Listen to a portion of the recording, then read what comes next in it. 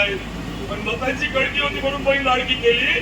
पण आज काय केलं, 1500 ते 2100 तर दूर झालं, 1500 ते 2100 करायचं तर दूर राहिलं. पण आहेत त्या बहिणी, अरे पाप करतोय पाप, आहेत त्या बहिणी वेगवेगळ्या निकषामध्ये बसून कमी कसं करता येईल 38 लाख बहिणींना या ठिकाणी मिळणारं अनुदान बंद करण्याचे पाप देखील हेच अंतरराष्ट्रीय करतायत. हे पण आमच्या बहिणीला सांगावं लागेल आणि या सगळ्या सावत्र भावांची भूमिका पण आपल्याला लक्षामध्ये घ्यावं लागेल. आई लक्षामध्ये घ्या, एवढ्यावर थांबत नाहीये. आपल्या जिल्ह्यात किती मंत्री आहे सांगा बरं ताई, भाऊ किती मंत्री आहे? 4 मंत्री आहे. कुठे जाऊन बसले मीडियामध्ये? हे गुलाबराव पाटील हातात शिंगाडा घ्यायचा, सोंगाड्या कुठे जाऊन बसले? आज त्या सोंगाड्याने रस्त्यावर या आणि उत्तर द्या. 1 रुपया पीक विमा योजना जी या ठिकाणी सुरू होती, 21 दिवस जर पावसाचा खंड झाला तर 25% त्याला अग्रिम रक्कम दिली जाईल अशी तरतूद होती. 400 कोटी रुपये शेतकऱ्यांना मिळाले. जेव्हा आम्ही खासदार होतो पाठपुरावा केला आणि दिला. आज 21 दिवस झाले पावसाचा खंड पडलाय. तूर, उडीद, मूग, कापूस, सोयाबीन, ज्वारी, बाजरी पिकं गरमताय, मका गरमतोय, मात्र एक शब्द बोलायला तयार नाहीये. गुलाबराव पुढे जाऊन बसले, सोनाड्या आज शिंगड्या सोनाड्या होऊन बसल्या.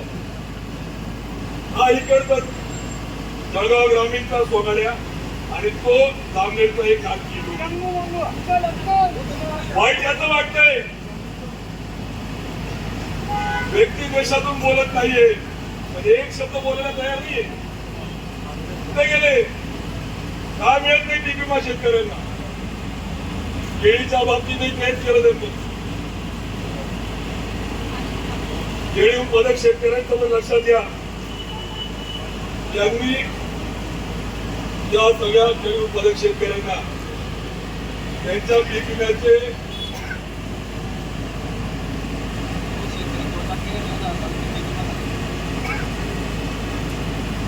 केळीवाल्यांना कमी तापमान झालं, जास्त तापमान झालं, पानं करपले, वादळ आले, नुकसान दिले गेलं पाहिजे होतं. पण प्रत्यक्षात जुलै 31ला 1 वर्ष झाला, अजून पंचनामे नाही. पैसे वेळेत घेतले शेतकऱ्याकडनं, पण त्याला विम्याची भरपाई नाही. म्हणजे कापूस, मका, केळीवाले वाड्यावर. आज एक उद्योग आला का जिल्ह्यामध्ये? 4 मंत्री, उद्योग नाही. माझी विनंती आहे आपल्या सगळ्यांना की आपण सगळे मिळून या सगळ्या संदर्भात आपल्याला आवाज उठून भेटावं लागेल, रस्त्यावरची लढाई लढावी लागेल. मी सावंत साहेब तुम्हाला धन्यवाद देईन जळगावकरांच्या वतीने, जिल्हावासीयांच्या वतीने. आज आपण आवर्जून आलात, या मोर्चाला आम्हाला सगळ्यांना ताकद देत आहेत. जळगाव जिल्ह्यामध्ये लक्षात घ्या, सगळे चोर वांके एक झाले. आता कोणामध्ये हिंमत नाही राहिली शेतकऱ्यांच्या प्रश्नावर रस्त्यावर.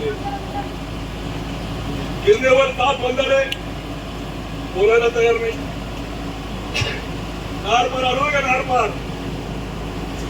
नारपार गिरणा घोषणा केली, वर्ष झाला बोलायला वेळ नाही, एक शब्द नाही. मग आपण आता लोकांमध्ये जावं लागेल. माझ्या बहिणीचं, लाडक्या बहिणीचा पगार नाही, विधवा बहिणीचा पगार नाही. पीएम किसानचं मोठ्या थाटामाटात कार्यक्रम घेतला. गुलाबभाऊ, 25% शेतकऱ्यांच्या खात्यात पैसे नाही. शेतकरी कृषी विभागात जातात, त्यांना सांगितलं जातं तांत्रिक अडचण आहे, फेऱ्या मारायला लावतात आणि आत्मनिर्भर शेतकरी म्हणतात. त्यामुळे माझी या जन आक्रोश मोर्चाच्या माध्यमातून एक शिवसैनिक या नात्याने आपण आज सुरू केलेलं आंदोलन प्रतिकात्मक पद्धतीने आपण या ठिकाणी निषेध नोंदवत ज्या मंत्र्यांनी महाराष्ट्राची मान खाली घालवली त्यांच्या पुतळ्याचं दहन करत जिल्हाधिकारी महोदयांना सरकारचे प्रतिनिधी म्हणून निवेदन दे, आता तरी भागावर या, विनंती आपण करणार आहोत. अजून एक मंत्री तुम्हाला माहिती आहे, भुसावळचा मंत्री एक माहिती का, त्याचं खातच माहिती नाही कोणाला, जिल्ह्याला मंत्री आहे का माहितच नाही. तो सुंबीत चालू त्याचं इन करून घाणीमान घालून दूर करून चालतोय तो. अरे वस्त्रोद्योग मंत्री बनले आलं तुला, अरे लादा वाटल्या पाहिजे.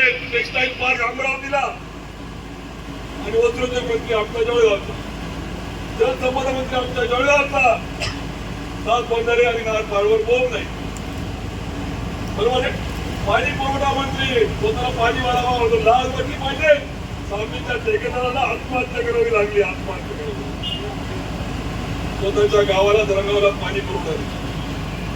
म्हणून आज या सगळ्या संदर्भात आपल्याला बोलावं लागेल, लोकांपुढे हे मांडावं लागेल. काल राहुल गांधींनी आपल्या उद्धव साहेबांच्या उपस्थितीमध्ये वस्तुस्थिती मांडली. निवडणूक आयोग आणि भाजपा मत चोरी करून लोकांचे मन आणि मतं चोरण्याचं पाप करते. लक्षात